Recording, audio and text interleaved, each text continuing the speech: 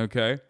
We're going to move on to another boring proportion of this broadcast, which is the United States taking a dub. I feel like, you know how people say there's a Diet Coke button on Trump's desk, or people say there's a nuclear button, right?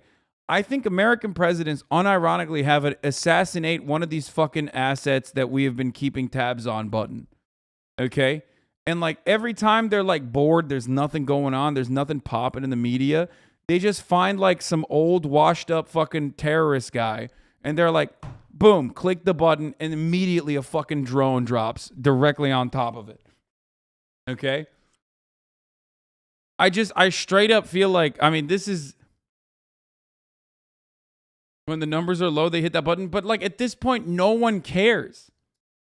Like no one, dude, we got fucking people in the American military who were born after 9/11 happened. Okay? Like, what the fuck do you mean? Like, oh man, they got the second in command in al-Qaeda. Sick. I mean, he's just washed up. He is. Al-Qaeda fell off. Okay? Al-Qaeda fell off. This dumb motherfucker thought he could like come out of hiding, okay, and live inside of Taliban-controlled Kabul, and it didn't work, okay? They fell off, and they fell off so fucking hard that America was very easily able to assassinate this dude. Motherfucker said Al-Qaeda fell off. I mean, it's true. It's fucking true. ISIS fell off too.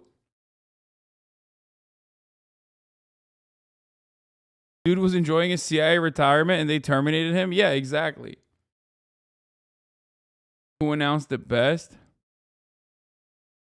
States has conducted an operation that killed Osama bin Laden. Abu Bakr al-Baghdadi is dead. The United States successfully concluded an airstrike in Kabul, Afghanistan that killed the emir of al-Qaeda, Ayman al-Zawahiri. A small team of Americans carried out the operation with... They fall off because they got what they wanted, you think? I mean, technically, he did. Because, like, look, I don't want to go all the way into the fucking history of this time and time again, because I've done it so many times. Also, it's a direct one-to-one comparison almost to what you could explain about currently what's happening in Ukraine. But that's more like 10 years down the line, so you'll hear about that 10 years down the line if we survive that much and climate change doesn't kill all of us. But, like, basically, in the 80s, there were some fucking homies, right, with a lot of money. And in the 80s and 90s, America wanted to undermine any kind of fucking government that was even USSR adjacent or was you know, a trade partner, or thought that the USSR was poggers, ideologically communist, all that good stuff, right? So in an effort to destroy those countries, what they wanted to do, especially with respect to Afghanistan, was take on the most reactionary, fundamentalist fucking weirdos, arm them, give them weapons, arm them, and then also arm them with the most important tool of all, knowledge, okay? Give them not Lambos, but the Lamborghini of like anti-aircraft weapons, and also train them with said anti-aircraft weapons, and also more weapons that they gave, like small arms, and then, you know, use them against these governments, these individual governments, in an effort to spark civil wars, right? And for the record, and I can't believe I'm saying this, but some of these fundamentalists, or some of the Muslims living in these regions in Afghanistan specifically, for example, had good reason to fucking despise the Afghan government, because the Afghan government was butchering them at the time. The communist-adjacent Afghan government was butchering them. So much so that even the USSR was like, bro, you got to stop this shit. What the fuck are you doing? Y'all are going brazy out there. Okay? Now, this, of course, triggered the Afghan Civil War and the USSR's invasion of Afghanistan. Okay? So America went gangbusters on that goal of utilizing the fundamentalists and also a collection, like an eclectic group of anti-Afghan government people, anti-USSR people, some of which were really fundamentalists, some of which were not, okay? and sparked all-out fucking war in Afghanistan, which was incredibly damaging. Okay? But then the group that ended up winning that ultimately and taking control of Afghanistan was a group that you know as the Taliban. Okay? Ronald Reagan at the time, Operation Cyclone, like very famously called the Mujahideen brave and said that they were similar to the founding fathers. Okay? And all that good stuff. You guys know all that already, right? You guys know most of that. So while that was happening, one of these guys that was getting funding and training and much love and good positive media coverage from the United States and Western allies was a very wealthy contractor, a very wealthy contractor's son by the name of Osama bin Laden. This motherfucker was like 6'7", okay? And he was known as a guy that you could rely on to purge the communist influence in the MENA region, okay, and in Asia. Now, of course, what ended up happening with Osama is that he met up with this other al-Qaeda leader guy who was like a fucking doctor or some shit, okay? And they were like, yo, let's get together and let's build al-Qaeda. Like, this shit will be dope. What will we do? Well, you know, now that we fucking purged the USSR, there's another fucking group of individuals out there, okay? And that group of individuals is known as the United States of America and other Western forces. Like, I don't like those guys either. We gotta rid the MENA region and we gotta rid Asia and the Gulf of U.S. influence. You know, bite the hand that feeds, right? So basically, they got together and they did al-Qaeda, and you know, al-Qaeda did a bunch of terror attacks, but like nowhere significant to American interests that much, like, or at least mainland American interests that much, until they decided, no, we're gonna do mainland America now, and they did what is known as 9/11. Okay. The mind-boggling profile of Osama bin Laden came out exactly 20 years ago today. Yeah, anti-Soviet warrior puts his army on the road to peace. All right, look at that. Look at that shit. The hierarchy of power in al-Qaeda is about to change. Wait, what? Shut the fuck up. Dwayne "The Rock" Johnson did not just tweet this out.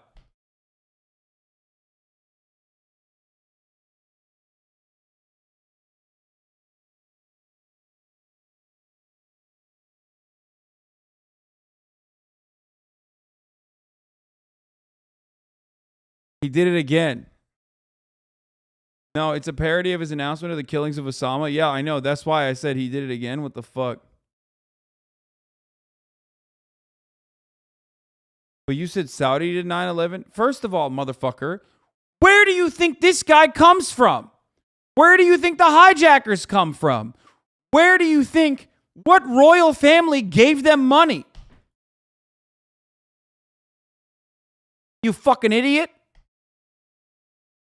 Afghanistan, maybe? What are you, fucking Dick Cheney? No, obviously not Afghanistan. Saudi Arabia! Iraq? You talking about Iraq? Is that who you're talking about? It might be Iran. No. Afghanistan's involvement in this process is that they were kind of brothers in bond. You know what I mean? They were just like homies. They were homies. They were like, oh yeah, we got the same fucking weapons and same training that you guys got. Come on. Like, you know, we can just chill inside of Afghanistan. We could just be chill under the Taliban regime. You know, you guys are fundies. We're fundies. Who gives a fuck, right? So,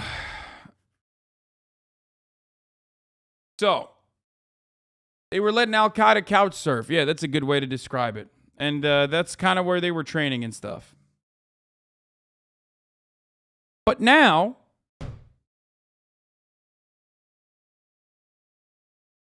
don't the U.S. sell weapons to Saudi Arabia? You are going to be very shocked to find out that those weapons end up in the hands of al-Qaeda regularly.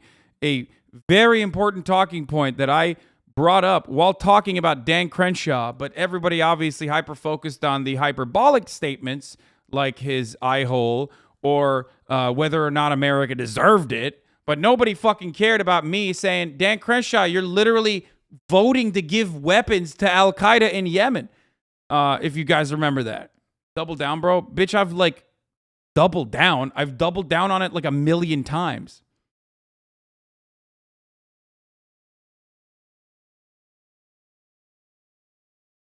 I'm so sick and tired of your constant conspiracy theories like the U.S. funded al-Qaeda and the film industry and is an arm of the U.S. military. I'm going to turn this shit off and go watch an 80s action movie. Good one, chatter. Yeah. Oh, wait. Those guys that seem to be aligned with John Rambo. Wait a minute. Aren't those guys the guys that we've been, spending the past 20 years killing? What the fuck?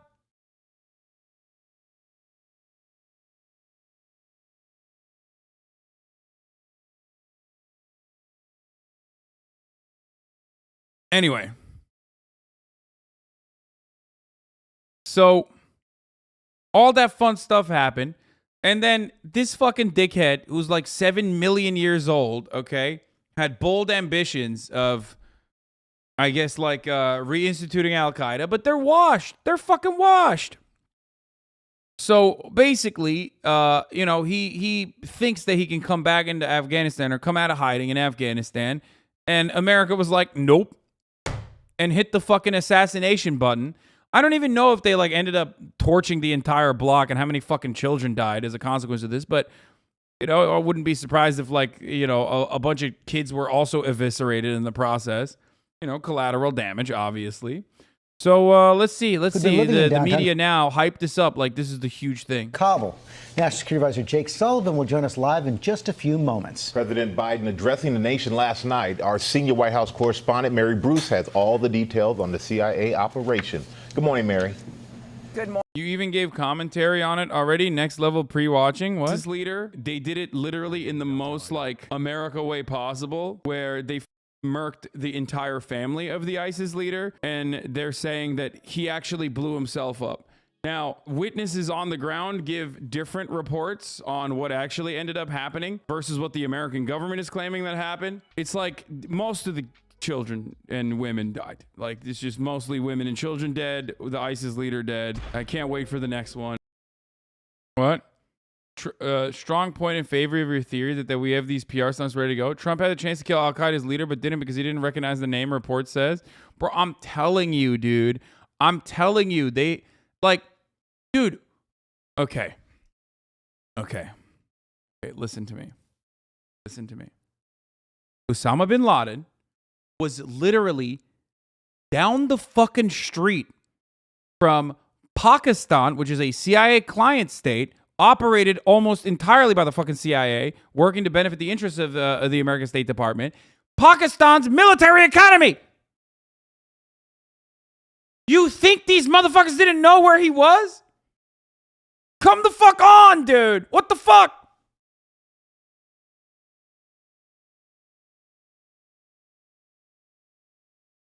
Shit. Morning, Mike. Oh, you paused before the prediction?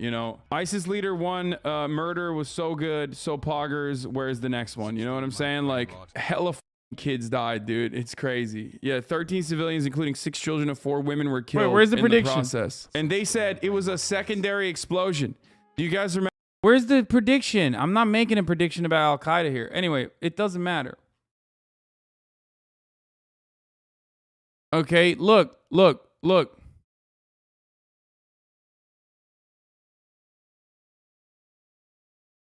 Remember where that comes from? Anyway, we're going to talk about that. We're going to talk about all that. So let's... Oh, because I said can't wait for another one? I mean, yeah, of course. Legit question. Why does the USA kill people they want? Can't al-Qaeda come to the USA and kill people that killed their leaders? What are they going to do, bro? How are they going to do that? The only way that al-Qaeda comes into the United States of America right now and kills like an American president or, I don't know, like an American leader or whatever is if the CIA is directly helping them. Just like they did under the watchful eye of the CIA last time 2 fucking planes flew into towers. God damn it, bro. You are going to make me act up in the month of August, okay?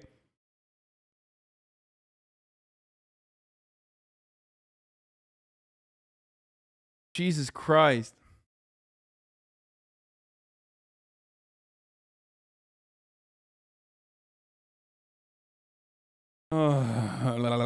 Anyway, let's continue. Watch! Michael, well, this was an extraordinary CIA operation Extraordinary. Oh my God. No one could have ever foreseen this. kept secret for many months, tracking Zawahiri's every movement and culminating in a precision strike ordered by the president. This morning, new details about the CIA drone strike in downtown Kabul that left one of the most wanted men in the world dead on his balcony. Justice has been delivered, and this terrorist leader is no more.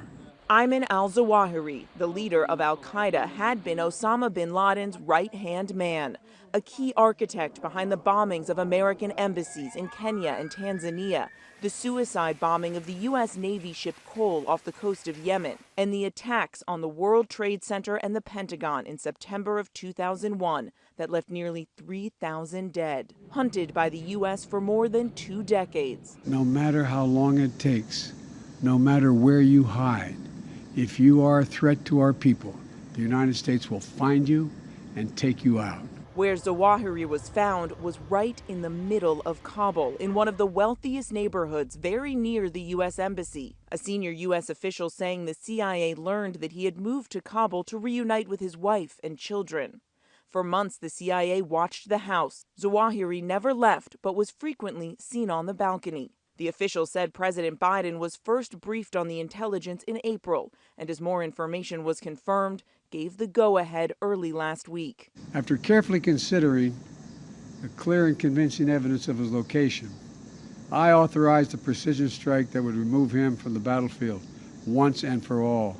Days later, the time was right. Early Sunday in Kabul, with the armed drone invisible overhead, Zawahiri walked out on his balcony, and 2 Hellfire missiles were launched right at him, killing him immediately. But the administration says no civilians, including his family inside the house, were harmed. The operation occurs nearly a year after U.S. troops withdrew from Afghanistan, and the Taliban quickly took over, prompting security concerns over the ability of the U.S. to counter terrorist threats in Afghanistan. Yeah. And I made a promise to the American people. Yeah, we really, dude, the terrorist threats in Afghanistan, man. Oh my God. You know what the biggest terrorist threat in Afghanistan is? America not giving Afghanistan and the current government that we gave Afghanistan to, it's fucking billions of dollars. Okay? That's the biggest threat of terror to the lives of the Afghan people at this moment. Okay? That's it. This shit sucks. Shut the fuck up.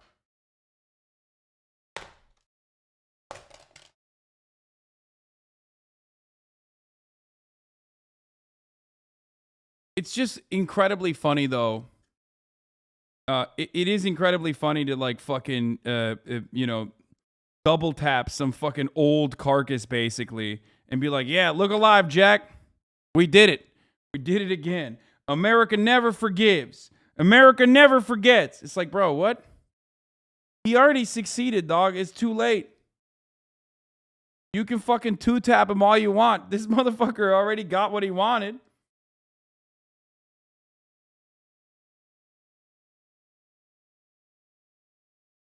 It's like that Onion article of, like, al-Qaeda decides to just sit back and watch the collapse of the United States. It's just true. You know what I mean? Homie was already retired. He was medically retired from terrorism.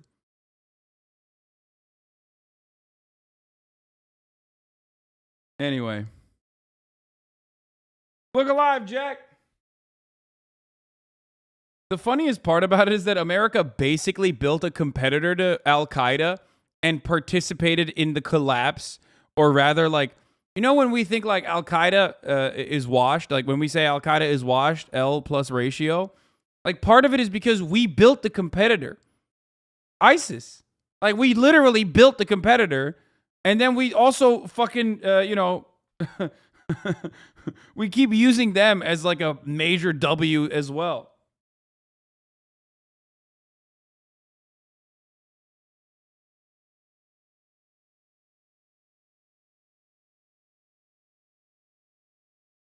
It's great. So, great. Good job. You guys got him. You guys fucking got him, dude. You did it. We did it, Joe. Another dub for Brandon.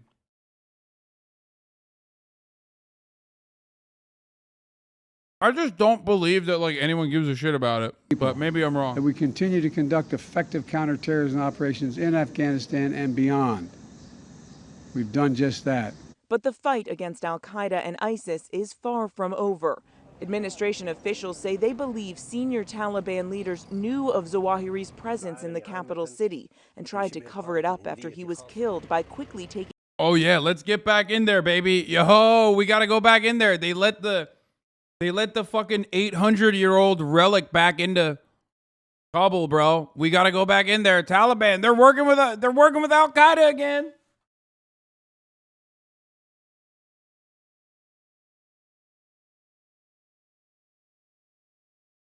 Uh-oh.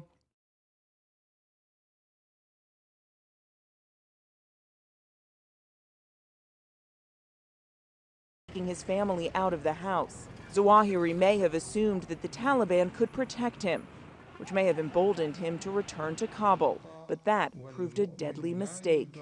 We have eliminated the emir of al-Qaeda. He will never again allow Afghanistan to become a terrorist safe haven. And while there is no denying this operation is a huge success for the CIA, it does show that the Taliban is still harboring al-Qaeda terrorists. And George, we don't know how... Bro, he says we can never allow Afghanistan to become a terrorist safe haven. And it's like, bro, we did that. Like, it's already there. You say the Taliban are terrorists too. Like, what do you mean? And we gave the country to them. Like, who the fuck? So what is it then?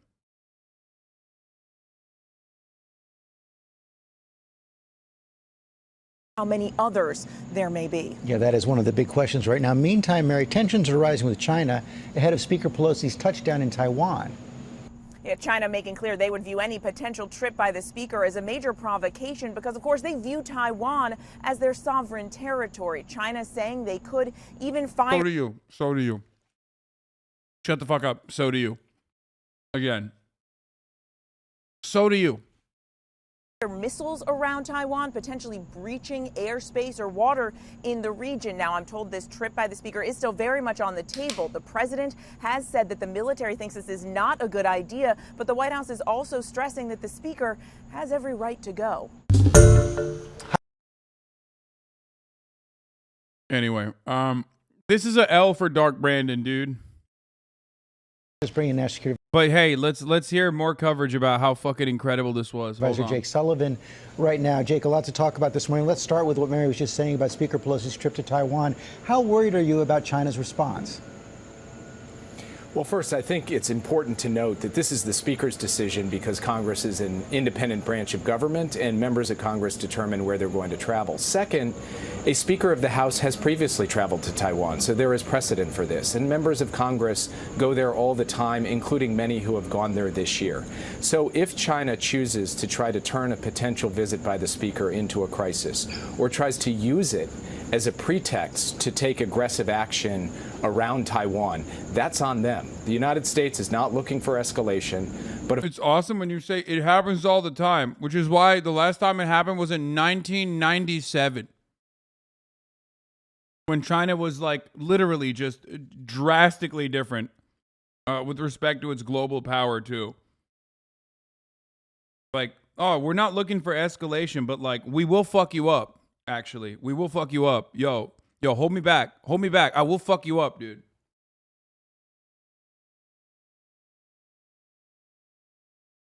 But of course, we will reserve the right to ensure that we are defending our interests, and we will stay vigilant to whatever China chooses to do in the coming hours and days. Okay, let's talk about the operation against al-Zawahiri. Long hunt, over 20 years. But what difference will it make right now, and are you worried about possible retaliation? So first, Ayman al-Zawahiri was the emir, the leader of al-Qaeda, for more than a decade after the death of bin Laden. He was the man who was the most inspirational figure, the strategic leader, someone who sent guidance regularly to affiliates around the world, someone who sent out messages inspiring his followers to attack and kill Americans and harm the United States, someone who tried to hold together a global network of terrorists that could continue to threaten both America and Americans. And taking him out has undoubtedly made the United States safer. It's also done one other thing, George. It has proven the president right when he said 1 year. Oh, dude, I love it when they say this. It's like, yeah, I know the fucking mass shooter killed half the town, but guess what? The cops finally ended up killing him as he was leaving and had no more bullets left. Except it's even worse than that because, like, they killed him literally 20 fucking years after. Like, they couldn't even get him for the 20th anniversary. You know what I mean? Like, he said, America is so much safer now that this 800-year-old relic has been murdered.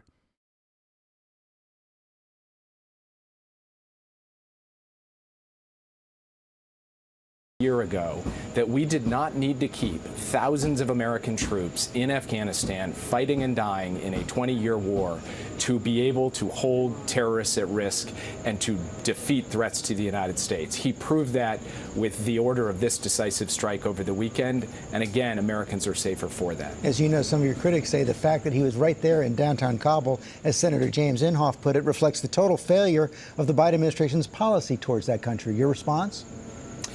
My response is, number one, Ayman al-Zawahiri is no more. We have taken the leader of al-Qaeda off the battlefield. That is success. Number two, we were fighting in Afghanistan for 2 decades. American men and women were putting their lives at risk. Many died. Many were injured. In that entire 20-year period, Ayman al-Zawahiri was alive. We left Afghanistan. There is not a single American in harm's way in that country in uniform. And there was nobody on the ground. Yeah, with that many qualifiers, you're right, I guess. In uniform when this strike occurred, and yet we were able to take Ayman al-Zawahiri off the battlefield. I would call that a successful, effective policy. Why do you have to say in uniform, you think?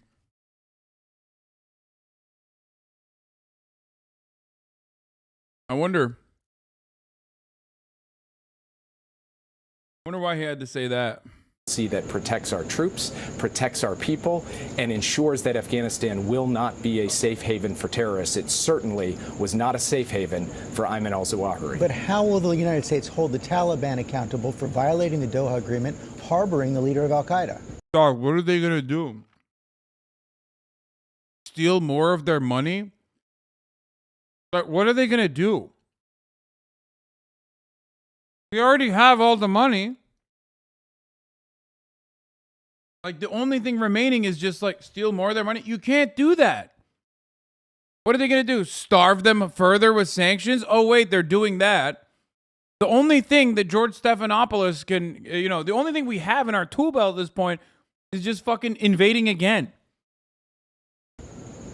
Well, first, we have shown, not just in word but in deed, we're prepared to take action to defend our interests, and the Taliban understand we'll keep taking action to ensure that no al-Qaeda leader who is threatening the United States can possibly have safe haven in Afghanistan or anywhere else in the world. We are in direct communication with the Taliban on this, and I'm not going to telegraph our next moves, but the Taliban well understand the United States is going to defend its interests resolutely and ensure that Afghanistan cannot be used as a platform to attack our country. Jake Sullivan, thanks for your time this morning. Well, hey there, GMA fans. Robin Roberts here. Thanks for checking out our YouTube channel. That's so funny because they have to say that. Because, like, that was the justification for the Afghan invasion post 9/11. Like,